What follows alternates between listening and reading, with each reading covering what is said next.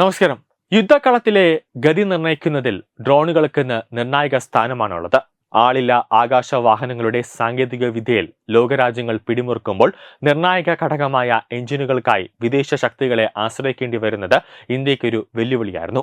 എന്നാൽ പ്രധാനമന്ത്രി നരേന്ദ്രമോദിയുടെ മേക്ക് ഇൻ ഇന്ത്യ കാഴ്ചപ്പാടിന് കരുത്തു പകരുന്ന ഒരു നിർണായക നീക്കത്തിലൂടെ ഇന്ത്യ ഈ വിടവ് നികത്താൻ ഒരുങ്ങുകയാണ്.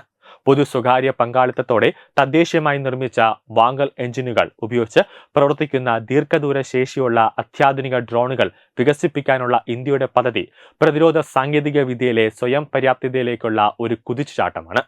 ഇതുവരെ ഇന്ത്യ തങ്ങളുടെ ആളില്ലാ സംവിധാനങ്ങളുടെ മിക്കവാറും എല്ലാ പതിപ്പുകൾക്കും ആവശ്യമായ എഞ്ചിനുകൾ വിദേശ കമ്പനികളെ ആശ്രയിച്ചാണ് ഇറക്കുമതി ചെയ്തിരിക്കുന്നത്.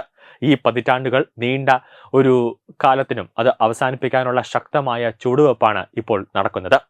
സർക്കാർ ഉടമസ്ഥയിലുള്ള പ്രമുഖ സ്ഥാപനമായ നാഷണൽ എയ്റോസ്പേസ് ലബോറട്ടറീസ് പുതിയ UAVകളിൽ ഇന്ത്യയിൽ വികസിപ്പിച്ചെടുത്ത വാങ്കൽ എഞ്ചിനുകൾ അത് ഉപയോഗിക്കുന്നതിനായി സ്വകാര്യ മേഖലയിലെ പ്രമുഖരായ സോളാർ ഡിഫൻസ് ആൻഡ് എയ്റോസ്പേസ് ലിമിറ്റഡുമായി കരാറിൽ ഒപ്പുവച്ചിട്ടുണ്ട്. കരാർ പ്രകാരം NAL ആയിരിക്കും സാങ്കേതിക വിദ്യ കൈമാറുകയും ഡ്രോണുകൾ വികസിപ്പിക്കുകയും ചെയ്യുക. അതേസമയം SDAL-ന് രാജ്യത്തും വിദേശത്തുമുള്ള നിർമ്മാണത്തിനും വിപണനത്തിനും മേൽനോട്ടം വഹിക്കാനുള്ള ഉത്തരവാദിത്തമുണ്ട്. ഇത് ഗവേഷണ സ്ഥാപനങ്ങളുടെ അറിവും അതോടൊപ്പം തന്നെ സ്വകാര്യ മേഖലയുടെ ഉൽപാദനശേഷിയും സമന്വയിപ്പിച്ചുകൊണ്ടുള്ള ഒരു മാതൃകാപരമായ മുന്നേറ്റമാണ്. ഈ തദ്ദേശീയ പദ്ധതിയുടെ പ്രാരംഭഘട്ടം NAL-ന്റെ 30 കുതിരശക്തി വാങ്കൽ എഞ്ചിൻ സാങ്കേതിക വിദ്യ അതോടൊപ്പം തന്നെ ദീർഘദൂര ഡ്രോണുകളിലേക്ക് മാറ്റുന്നതിനാണ് ശ്രദ്ധ കേന്ദ്രീകരിക്കുന്നത്. 9 മണിക്കൂർ വരെ തുടർച്ചയായി പറക്കാൻ രൂപകൽപ്പന ചെയ്തിട്ടുള്ള ഈ ഡ്രോണുകൾക്ക് 560 മൈലിലധികം അകലെയുള്ള ലക്ഷ്യങ്ങളെ എത്താൻ കഴിയുമെന്നാണ് പ്രതീക്ഷിക്കുന്നത്. ഇതിന്റെ 30 HP എഞ്ചിന് ഫ്ലൈറ്റ് ടെസ്റ്റിംഗിനായുള്ള നിർണായക സർട്ടിഫിക്കേഷനും ഇതിനകം ലഭിച്ചു കഴിഞ്ഞു. ഇതിന്റെ അടുത്ത ഘട്ടത്തിൽ കൂടുതൽ കരുത്തുറ്റ എഞ്ചിനുകൾ വികസിപ്പിക്കാനുള്ള ശ്രമങ്ങൾ നടക്കുന്നുണ്ട്. നിലവിൽ 50 HP എഞ്ചിൻ പണിപ്പുരയിലാണ്. ഇതിനായുള്ള സർട്ടിഫിക്കേഷനുകളും പരീക്ഷണങ്ങളും ഉടൻ തന്നെ പ്രതീക്ഷിക്കുന്നുണ്ട്.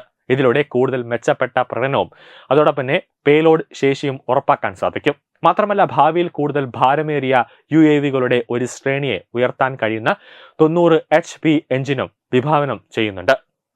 പ്രധാനമന്ത്രി നരേന്ദ്രമോദിയുടെ മേക്ക് ഇൻ ഇന്ത്യ സംരംഭത്തിന് പ്രത്യേകിച്ച് പ്രതിരോധ മേഖലയിൽ കരുത്ത് പകരുന്നതാണ് ഈ ചുവടുവെപ്പ്. ആഭ്യന്തര നിർമ്മാതാക്കളെ ഉപയോഗപ്പെടുത്തുന്നതിലൂടെ രാജ്യത്തിന്റെ സാമ്പത്തിക വളർച്ചയ്ക്കും തൊഴിലവസരങ്ങൾക്കും ഇത് വഴി തുറക്കും.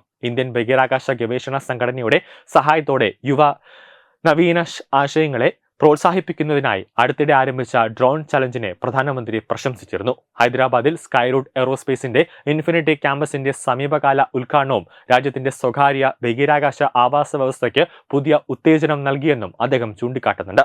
ഈ പ്രോത്സാഹനങ്ങളെല്ലാം തദ്ദേശീയ പ്രതിരോധ സാങ്കേതിക വിദ്യാ വികസനത്തിന് ആക്കം കൂട്ടുന്നതാണ്.